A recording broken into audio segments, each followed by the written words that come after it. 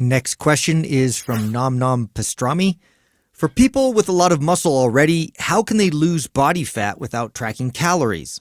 Without tracking calories. All right, here's the deal. And I've worked with, I'd say many of the clients, if not most of them, I would work with, we would not count calories for the most part. Did he say a lot of body fat or a lot of muscle? A lot of muscle. In other words, they're trying to say, I already have a lot of muscle, so my metabolism's fast. I think they're probably alluding to what we always talk about, which is build your metabolism type of deal, which that's always part of the strategy. But where I was going is look for things that encourage behaviors that lead to a leaner body or physique. So here's the easiest one. This one's super easy. If your diet includes processed foods, like most people, I mean, if you're the average American, 70–80% of your diet is processed foods. But even if your diet is 30% processed foods, if you just cut out the processed food without counting calories, you're probably going to eat less and get leaner. It requires you to count nothing except for, I'm not eating things that come in boxes or wrappers or whatever. It just leads to a behavior where you eat more appropriately. That single thing right there is the most effective single step I've ever done with any client for weight loss. That doesn't include anything. Oh, well, I don't know. There's a lot of things that you can do to start to lose body fat without tracking calories. I think becoming more present when you're eating. I've talked about that before, where you just don't eat in front of the TV or the phone. You'd be amazed by... You actually chew all your food? Yeah, or chewing more, right? We focus actually on the chewing process. Like a lot of people like throw something in their mouth, bite it a couple times and swallow it. Like there was a book that came out one time. It was a fat loss book, and it was like something around like chewing your food 50 times or something. Like it would result in all these people losing weight. So there's lots of strategy. Just getting smaller portion sizes, skipping one meal in the day. There's a lot of things that you can do that doesn't require tracking calories, but changing your behaviors that will result in fat loss, and or avoiding a lot of empty calories, candy, alcohol.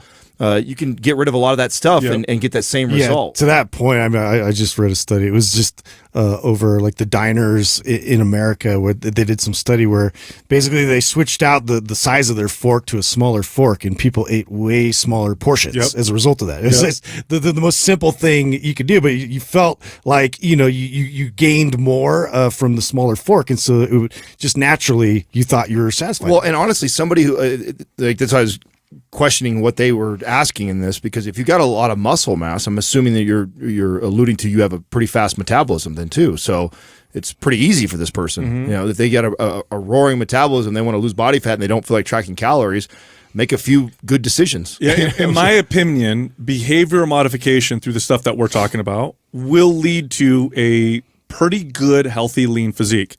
It will not lead to a shredded physique. Yeah, not competitive. Now, if you're trying to get shredded, you're going to have to count and measure things. And if you want to get lean and healthy, whereas most people will look at you and say, "Wow, that person looks pretty good."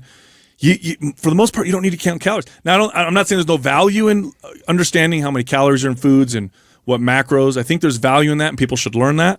But most people can get very fit and relatively lean without ever really having to count calories. The problem with that is that just most people are so unaware. That's the problem. I mean, there's plenty of studies that support that too, that show that, I think it's 90-something% of people underestimate their calorie intake.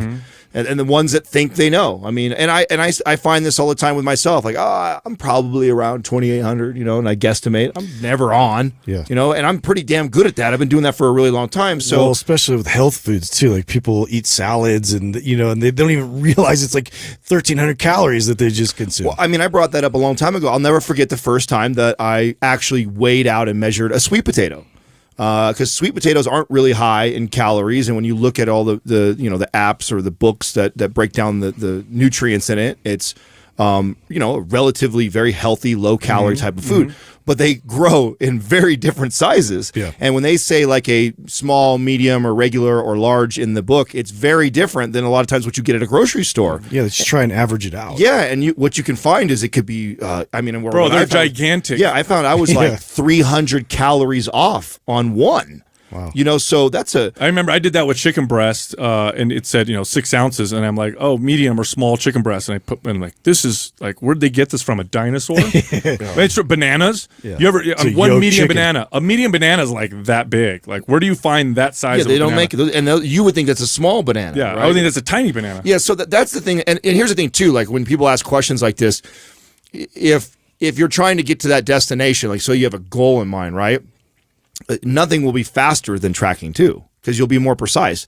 The way we're talking about is more long term. Yes. And what's healthier long term as far as your relationship with exercise and food by doing that. By doing what you're saying, by addressing all the behavior things, this is a great way for a long, healthy lifestyle and good relationship. Yeah. You also have to look at it like as work. Like, so if you are disciplined with your exercise, why wouldn't you apply that same discipline towards learning, specifically about tracking calories? And so, like that way you have something that you can then go off course with. And a lot of people have no idea. Like they know from what they hear in media. So for example, I'll have a family member that's like, beans are really high in protein. So is peanuts.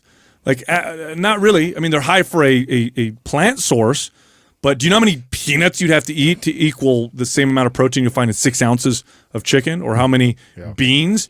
Like, but it says high protein. When I look at it, it's 6 grams. 6 grams. Yeah, it's high protein for a plant, but in comparison to other sources, it's not high protein. Well, and back to a Justin point, because I think it's a very good, valid point. I mean, I feel the same way about exercise. The ultimate goal of both exercise or training, right, and nutrition is to get intuitive training and intuitive eating. I mean, that's we all want to get there. That's the pinnacle, in my opinion, is to get to a place where you know your body well enough, exercise well enough, or programming well enough that you can always maintain a very fit, healthy physique forever. Off a feel. Yeah, off a feel, right? And knowing, right? And even if you're outside those boundaries, you're outside those boundaries. And the same thing goes for nutrition, like that you have the ability to feel, I'm eating about where I should be. Even if you are sometimes outside the boundaries, I'm aware. Right. I'm aware I'm eating this ice cream and I'm going beyond or outside of what I probably should be doing, but you're aware of that. And personally, I just think that most people need to track both those things to figure that out, or learn both. They need a guideline first before they go off. Yes. You gotta learn on how their to, own. what is it, crawl before you walk? Yeah, crawl before you walk.